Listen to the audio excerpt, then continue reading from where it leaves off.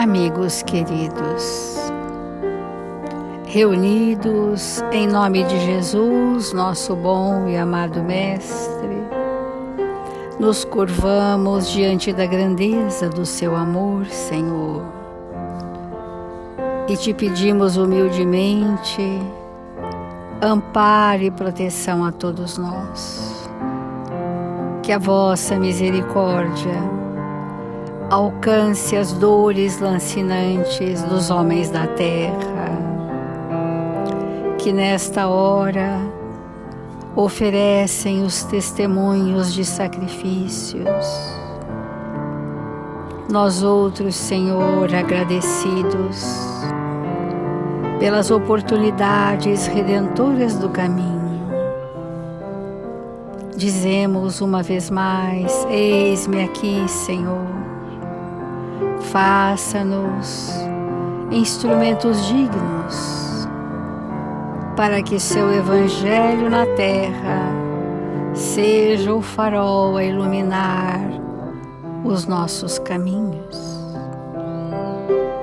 E que hoje, encorajados pela força da fé e movidos pela esperança de dias melhores para todos nós, aqui estamos nos irmanando uns aos outros nesta grande família espiritual.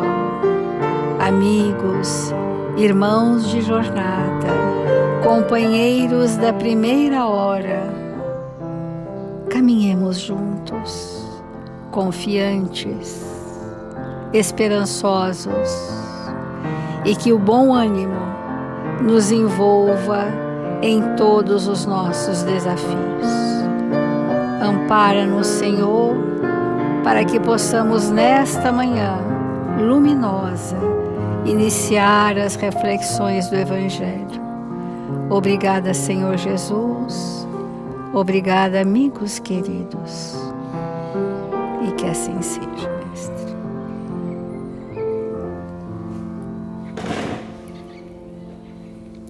Do Evangelho segundo o Espiritismo, o capítulo 5, Bem-aventurados os aflitos. E nós estamos demorando o nosso pensamento em reflexões sobre o suicídio e a loucura nas suas várias formas de manifestação. O item 17 diz assim: o número dos suicídios impedidos pelo Espiritismo é considerável, e pode-se disso concluir que quando todo mundo for espírita, não haverá mais suicídios conscientes. Comparando-se, pois, os resultados das doutrinas materialista e espírita, sob o único ponto de vista do suicídio, vemos que a lógica de uma a ele conduz, que é a lógica do materialismo, enquanto que a lógica da outra, que é do espiritismo, dele desvia, o que está confirmado pela experiência. Então, o legado da doutrina espírita é a maior grandiosidade que Jesus nos legou depois da sua vinda na Terra. Incomparavelmente, depois da vinda de Jesus, o cristianismo redivivo, o cristianismo cristão verdadeiro, parece uma redundância, mas o cristianismo redivivo, na sua forma pura, original, é a doutrina espírita. E isto é um manancial que o Espírito de verdade trouxe para a humanidade da Terra em nome de Jesus. E este é o recurso que responde às nossas questões existenciais. Nos dirigimos aqui àqueles de nós que temos ideias de desistência, de abandonar a existência, a encarnação, de abandonar os compromissos, né?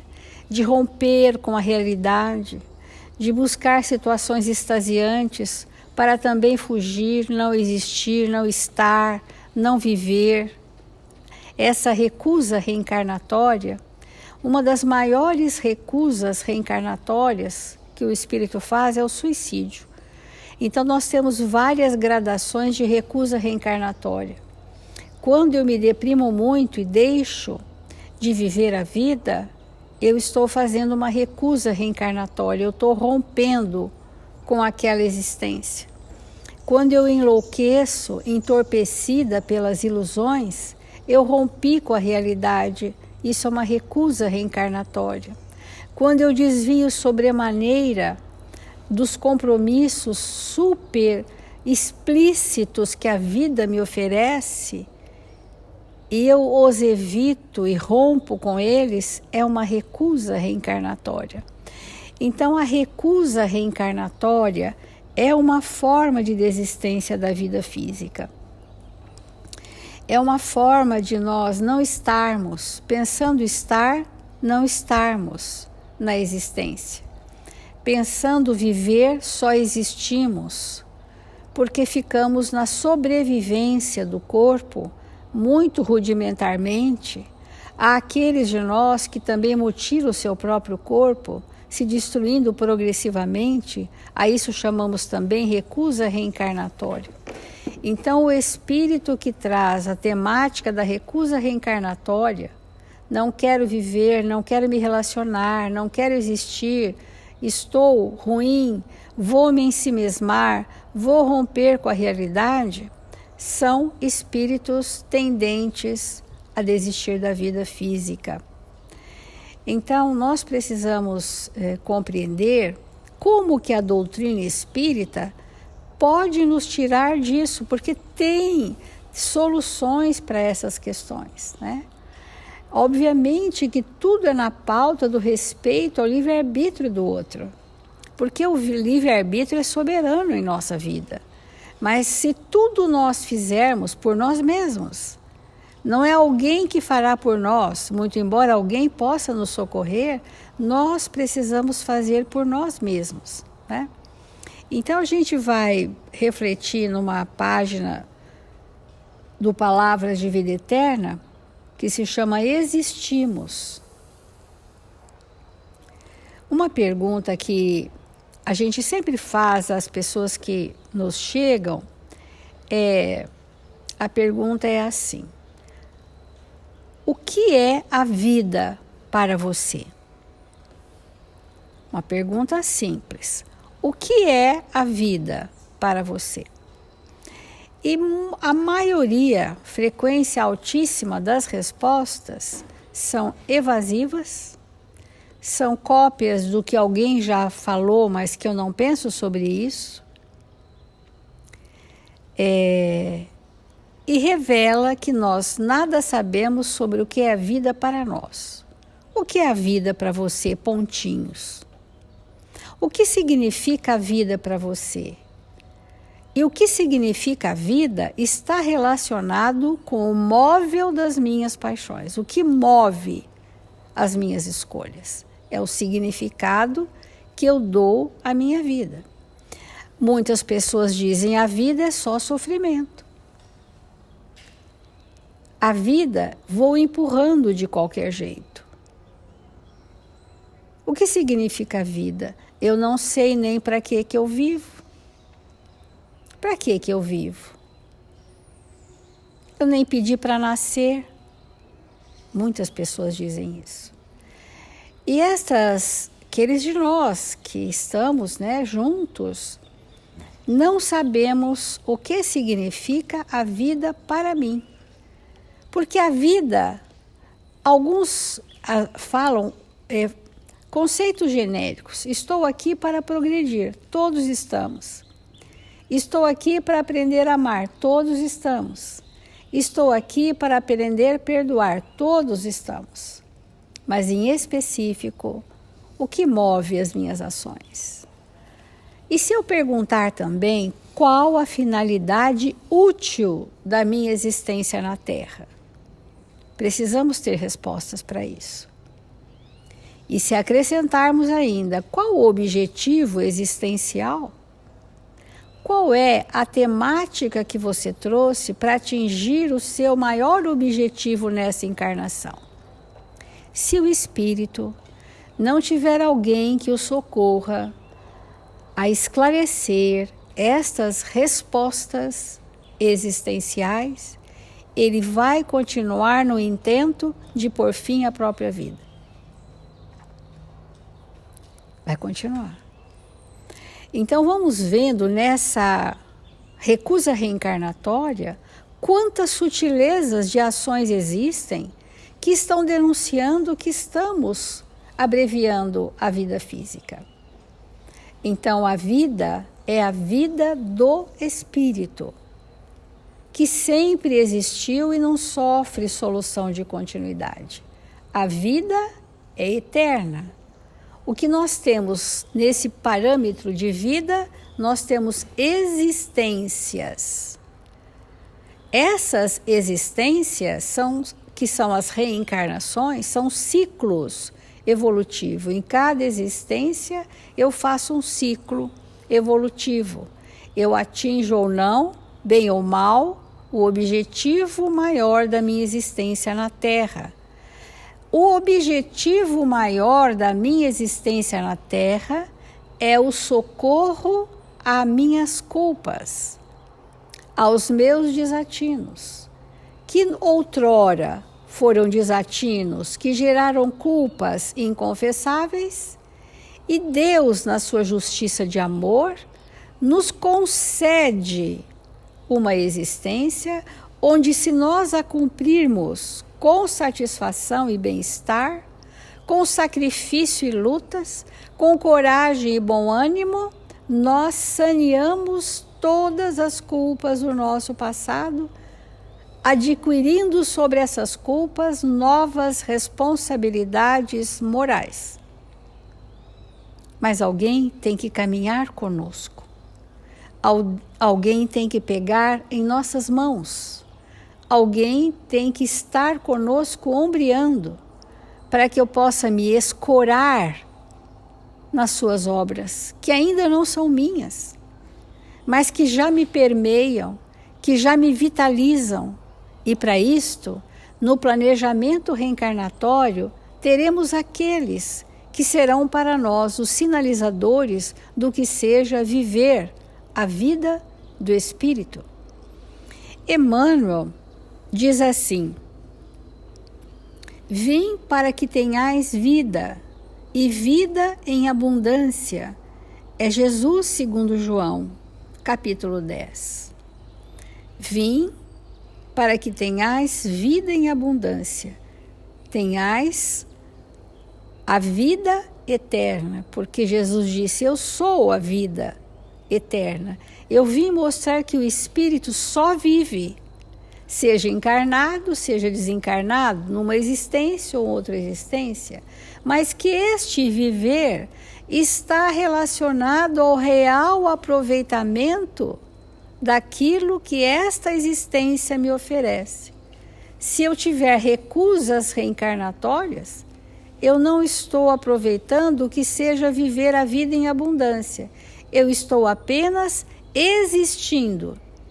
Eu tenho a sobrevida do corpo, mas eu não tenho a vitalidade do espírito. Eu não tenho sentimentos que vitalizam e vivificam todas as minhas células. Então, existimos, diz Emmanuel. Existem todas as criaturas saídas do hálito do Criador. Existimos.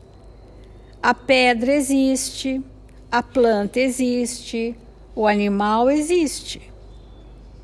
Existem almas nos passos diversos da evolução. Em sentido espiritual, no entanto, viver é algo diferente de existir. O existir é o automatismo das funções de sobrevivência. Há muita gente que se esfalfa perdendo a saúde e possibilidades em movimento vazio, quando não se mergulha nas tramas do mal, entretecendo reencarnações dolorosas. Olha como nós estamos já num patamar sutil dos resquícios de suicídios de outras existências. O que resta em nós desse traço, um deles é esse. Perde a saúde e a possibilidade de viver em movimentos vazios. É o nada, o dia todo é um nada, é só existir, sem viver. Há muita gente que destrói o próprio cérebro. A autodestruição do cérebro é um suicídio. Como? Escrevendo coisas inúteis, sem proveito. E que, além de ser sem proveito, conduzem o pensamento juvenil a tramas escusas, de modismos, de regiões espirituais muito inferiores. E que encontram total respaldo nos corações pueris na nossa juventude ou na nossa maturidade. Estes estão atrofiando o próprio cérebro, falando, escrevendo sem proveito, quando não expressa o pensamento para inspirar negação e crueldade, entrando em sofrimentos reparadores. Então, além dos que escrevem nessa indução, existem aqueles que têm absoluta negação da verdade e entram no patamar da crueldade. Mas estes são considerados suicidas? Sim. Toda recusa reencarnatória que perde a finalidade útil da existência é um abreviar, é um atrofiar. Há muita gente que aniquila as horas, perde tempo, perde horas a fio e ainda perguntam: não tenho nada para fazer, porque o objetivo existencial está tão difuso que não tem uma diretriz a que seguir. Falando a esmo, quando não se utiliza do verbo para ferir e enlouquecer as pessoas, adquirindo débitos escabrosos. Todos estes existem, mas não vivem a vida do espírito.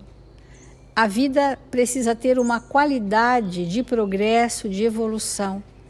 Não sem sacrifícios, porque estes nos compõem pela nossa ignorância, pela nossa pequenez. Mas há muita gente que pede essa ou aquela concessão para frustrá-la em atividades sem sentido. Quantas pessoas desejam coisas cuja finalidade útil não existe? Às vezes é só para divertir o tempo todo, criando lágrimas que empregará longo tempo para enxugar. Todos esses agentes da inutilidade e da delinquência existem como todos nós existimos.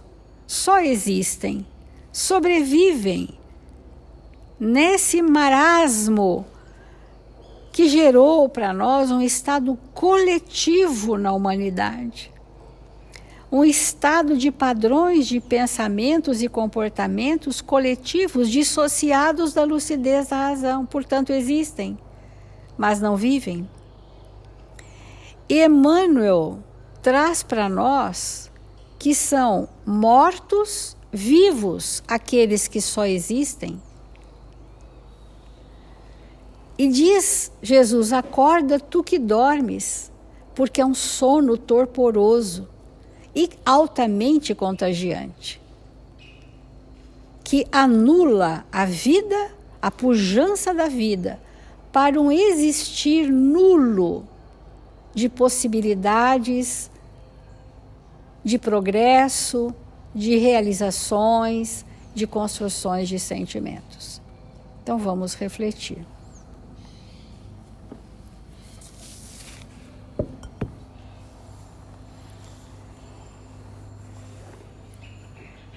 Como nós vamos abordar de maneira proveitosa um tema que nós costumamos chamar de morte, que o suicídio, seria isso.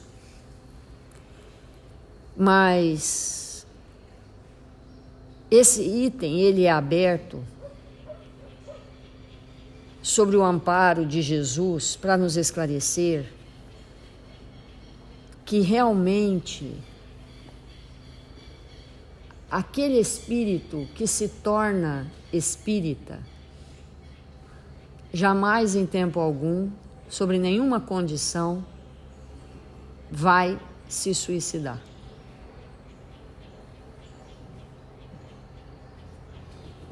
Nós temos falado isso porque isso está no Evangelho.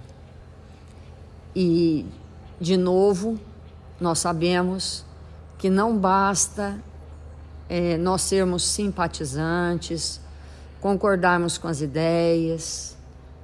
Nada disso significa realmente ser espírita, mas sim a vivência dos postulados espíritas. Então, quantas pessoas na Terra têm medo de morrer? E vamos perguntar para nós mesmos, bem honestamente, se nós temos medo de morrer. Porque o espírito que tem medo de morrer, ele ainda não vive. Ele existe. Então eu vou rogar muito aos bons espíritos para que eles me inspirem realmente, me auxiliem a expressar o que eu quero dizer nesta manhã.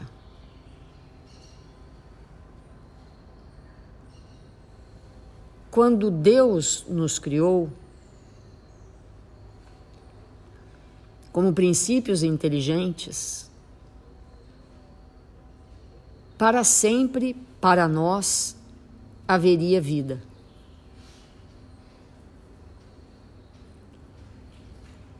Mas esse entendimento leva muito tempo para a gente ter do que seja realmente a vida. Enquanto nós não chegamos nesse ponto, nós nos confundimos com a única coisa que o nosso pensamento e a nossa elaboração mental é capaz de fazer, que é a matéria. Nós nos confundimos com a matéria. O nosso corpo é só matéria. O corpo é só uma matéria.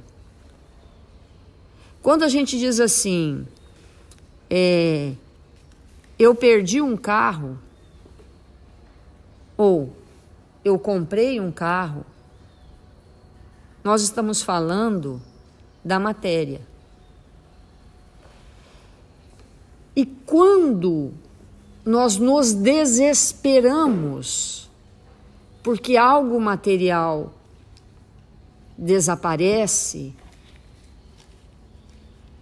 nós perdemos aquilo, é porque nós nos confundimos com aquilo. Faz parte de nós mesmos. Então, quantas pessoas se suicidam porque perderam uma fortuna, ou uma média fortuna, ou alguma coisa? Porque para elas, aquilo era elas.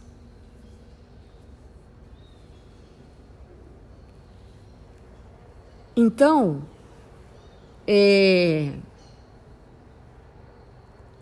toda pessoa que tem medo de morrer ainda não aprendeu a viver. Não começou a viver, está só existindo. Porque quando o espírito começa a viver, ele sabe que aquela perna, aquele braço, aquele tronco, não é ele. E que na hora certa vai se transformar. E isso não causa para ele nenhum temor. Porque o espírito, ele só pode viver na base do que Jesus trouxe para nós. Fora disso não há vida. Não há vida. Então, quando nós pensamos assim, que Jesus nos disse: eu sou o caminho, a verdade e a vida. Se nós não entendermos que Deus, a matéria e o espírito é parte de uma mesma coisa, nós não vamos entender a vida. Então, nós estamos nesse momento precisando compreender profundamente o que é a vida. Porque o espírito que diz assim: eu vou me matar, ele vai... O que ele está querendo dizer? Ele vai consumir com a matéria. E para ele é a matéria. Para ele é a matéria. Eu vou me matar. O que você vai matar? O que é a morte? O que significa a morte? A desassociação molecular. Eu vou desassociar as moléculas que estão aderindo o meu perispírito. Então, quando eu não vivo e apenas existo, eu temo essa desagregação molecular. Eu temo, porque para mim isso é tudo. Isso é tudo. E quando essa desagregação molecular se desfizer, aí eu vou entrar em contato com algo tremendamente desconhecido para mim, que sou eu mesmo.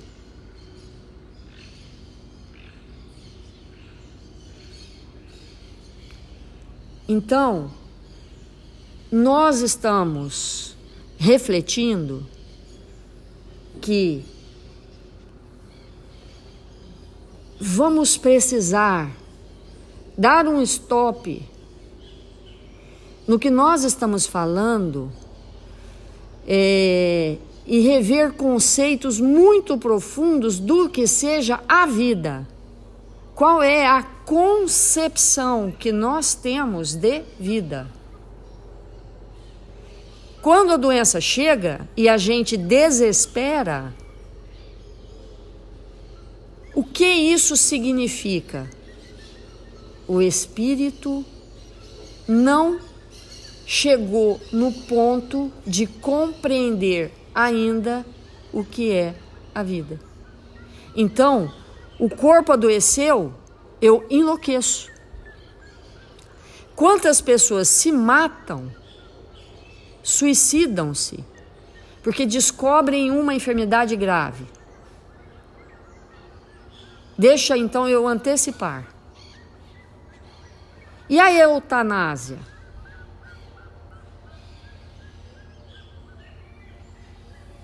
Então, nós vamos ter que rever com muita profundidade o que é mesmo a vida. Porque quando o espírito parte para esta situação, é porque ele está no momento evolutivo dele, que ele ainda não se apercebeu daquilo que é fundamental nele, que é a vida.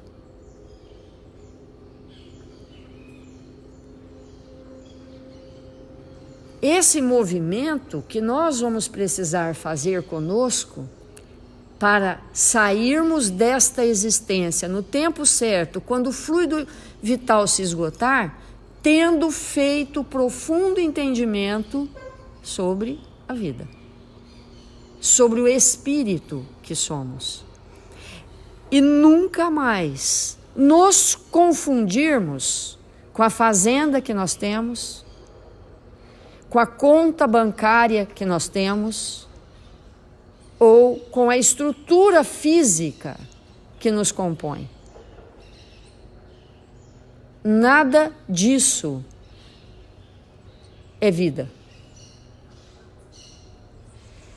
E o espírito, ele vai precisar compreender, porque quando nós falamos que o espiritismo é o maior antagonista contra o materialismo, é porque ele vai esclarecer para nós e vai nos levar a um entendimento muito profundo de que não somos matéria. Não somos matéria. Agora, para entender isso, nós vamos ter que fazer a experiência de viver como espírito.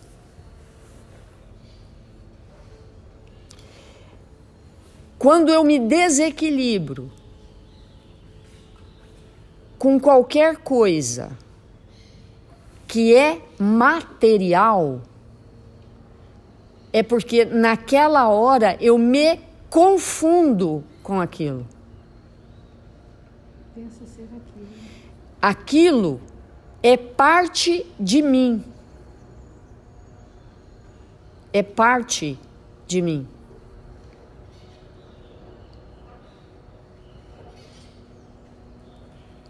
Quando a gente diz, isso é meu,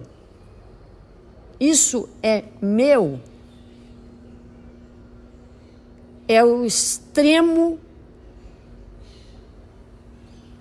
da confusão de que somos matéria. Porque o que o espírito tem mesmo? O que ele tem mesmo? Então, quando eu falo, isso é meu, eu não estou falando do espírito que eu sou, certo? Eu estou falando da coisa que eu sou. Porque o espírito não tem nada. Então, quantas pessoas se suicidam porque a esposa morreu, o marido morreu, ou a esposa traiu, ou o marido traiu. Ele era meu, ela era minha. Nós chegamos ao ponto da loucura humana de chamar de meu espíritos.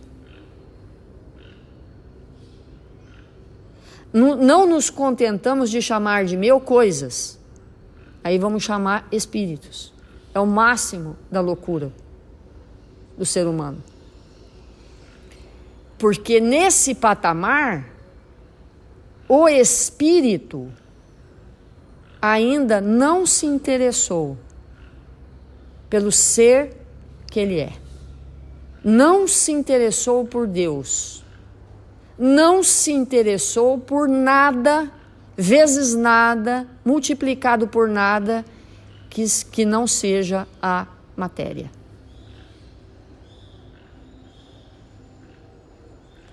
É esse o nosso momento. Então, esse engano, como nós falamos ontem, esse engano tem que acabar. Porque o espírito, quando termina, resolve desagregar a sua matéria mais densa, ele entra em contato com uma realidade que ele não suporta. Então, irmãos, vamos ampliar e mais profundamente o que seja a vida. Quem viveu na Terra? Quem foi o exemplo de vida na Terra? Jesus. né? Ele foi exemplo para nós de vida. E se nós não nos aproximarmos dele, não viveremos de jeito nenhum. Vamos fazer a nossa prece.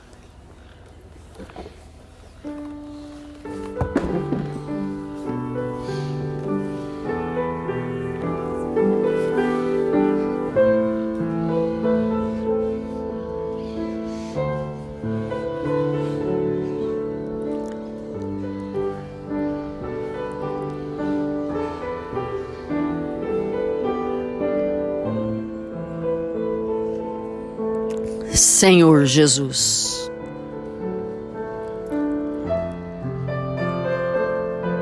divino amigo das nossas vidas,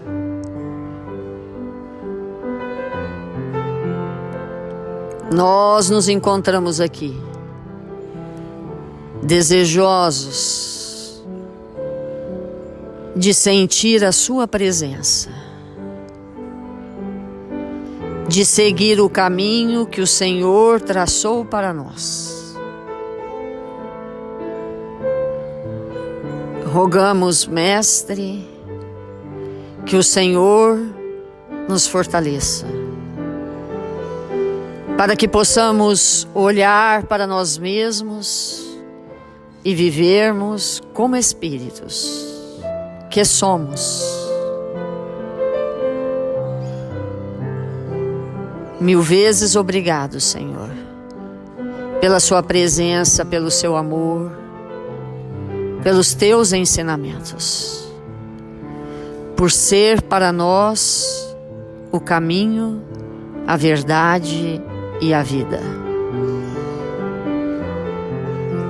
Que possamos aprender a respeitar tudo que nos cerca. Que possamos adentrar neste ambiente de oportunidades felizes,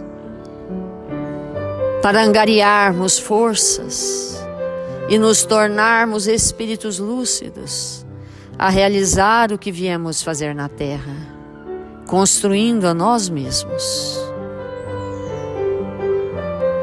Rogamos, Senhor, que neste dia, estes espíritos que vieram ter conosco possam visitar nossos irmãos